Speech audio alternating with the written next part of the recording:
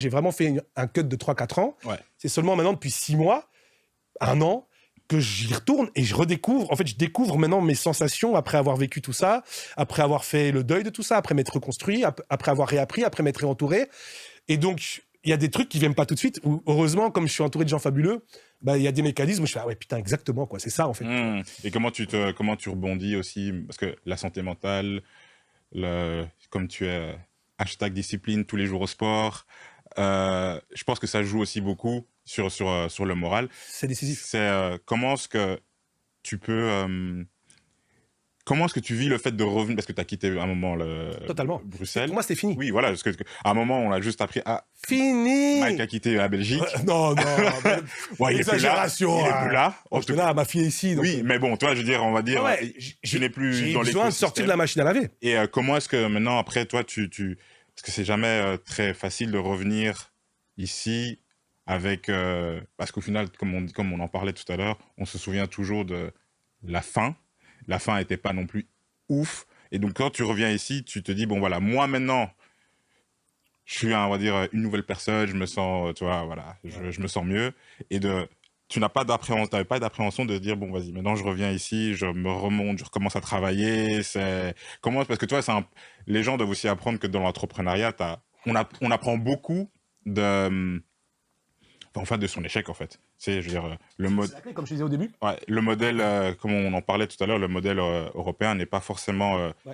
c'est mal vu. Mais c'est mal vu, l'échec. Alors que dans les pays anglo-saxons, on va te mettre un pouce dans le dos en disant, allez, relève-toi. Le prochain, tu vas y arriver, ça va être beau, bravo, bel essai. Ouais. Ouais. Et donc, c'est ce genre de... Quel est le travail mental que tu fais pour revenir à ça? Bah, écoute, la chance que j'ai déjà, la première chance que j'ai, c'est que je suis une sacrée tête de con, tu vois. Tu vois.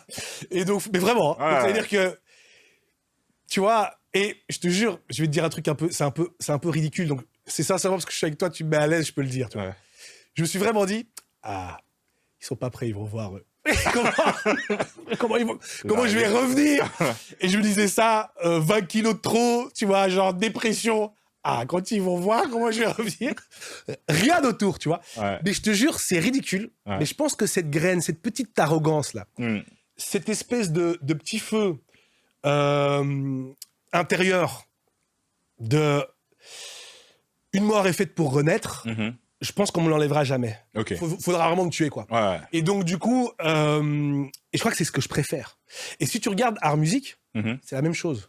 Je sors d'Ultime Team, moi, quand je monte art musique. Ça se finit pas forcément très bien. On se parle plus. Il y a des problématiques. Je fais le deuil du truc.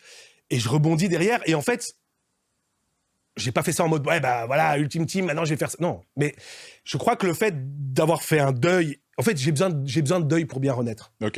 Et donc, du coup, ça fait partie de mon... Alors, je vais dire un truc à la con, mais je suis Scorpion.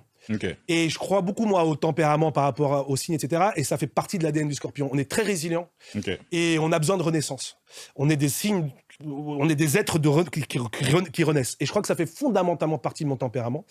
Donc, je savais déjà au fond de moi que ça allait être mon challenge. Je savais que je pourrais pas passer à autre chose. Et en même temps, j'avais la chance d'avoir quelqu'un à mes côtés qui est toujours là, d'ailleurs, peu importe la façon, mais donc qui était affectivement à mes côtés à ce moment-là. Qui m'a beaucoup aidé, qui m'a beaucoup changé en tant qu'humain, beaucoup changé en tant qu'homme. Et donc, moi, je m'étais dit, c'est fini. En mode, la musique, c'est mort, je pars dans le sud, je vais vendre du poisson. Mais je te jure, j'ai failli travailler dans une agence immobilière à un moment donné. Ouais. J'étais en mode, je vais être livreur, peu importe, je repars à zéro. Et par contre, j'avais besoin de retourner au charbon. J'avais besoin de retourner dans le taf, normal, de me réveiller tôt le matin, de souffrir. J'avais besoin de ça. Je crois en ça, moi. Je crois en la discipline et en la douleur. Surtout dans les moments où tu t'es trop pavané, tu vois. Donc, je pars là-bas, et elle me dit, mais elle tout le long, mais qu'est-ce que tu racontes? Toi, tu vas arrêter la musique où? Je dis, non, c'est mort. Et elle me dit, ouais. Et je te jure, je dis, mais c'est mort. Alors, ouais, putain, c'est cool. J'ai trouvé un truc de livreur bien payé. Mais qu'est-ce que tu me racontes? Elle a fait que me dire ça. Mais qu'est-ce que tu racontes? Et en fait, elle, si tu veux, a eu plus d'amour-propre pour moi que moi, j'en avais pour moi-même. Et donc, elle m'obligeait à avoir de l'amour-propre. Et je la remercie infiniment pour ça. Et elle m'a dit tout le long, mais en fait, gros, c'est pas parce que tu t'es pris un mur, tu t'es ramassé, que t'as pas ton potentiel de base, en fait. Donc, relève-toi, arrête de faire n'importe quoi. Elle a été très dure avec moi. Elle m'a beaucoup changé. Et voilà. Et par contre, et ça, c'est très important, je le dis ici, c'est très, très important.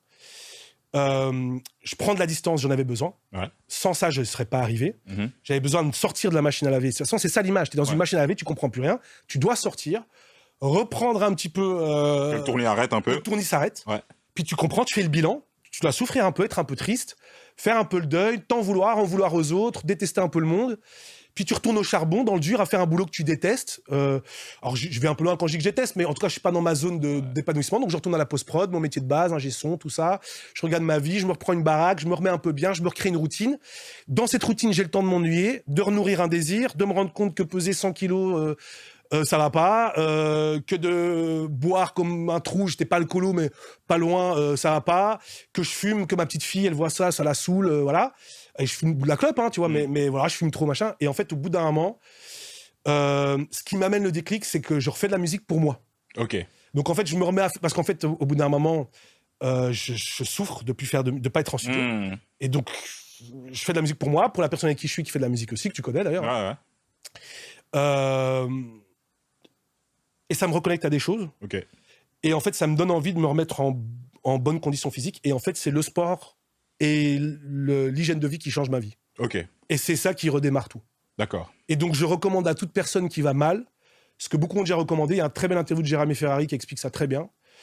Arrêtez de fumer, arrêtez de boire, faites du sport, mangez bien, prenez soin de vous, respirez, rigolez, vibrez. Et sincèrement... c'est des phrases de con, hein, vraiment, tu vois, j'ai envie de voir les trucs développement personnel, ma chérie était à fond là-dedans, moi ça me rendait ouf, et aujourd'hui je comprends qu'il y a des gens qui ont besoin de ça.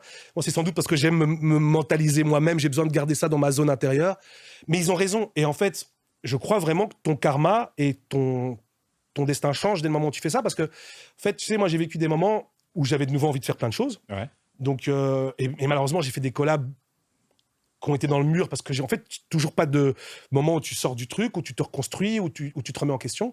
Notamment, j'ai bossé avec un frère, un ami, vraiment un mec extraordinaire qui est tunisiano, avec qui on a voulu développer deux projets, où ça n'a pas du tout été, parce que j'y croyais, je voulais à fond, mais ma vie était dissolue, ça n'allait plus, il fallait repartir sur une page blanche, tu vois. Je suis très triste qu'on n'ait pas été au bout avec lui, parce que c'est un mec exceptionnel et qu'on a vraiment essayé. Ouais, je me souviens. Tu vois, et bref, il y a eu d'autres épisodes comme ça.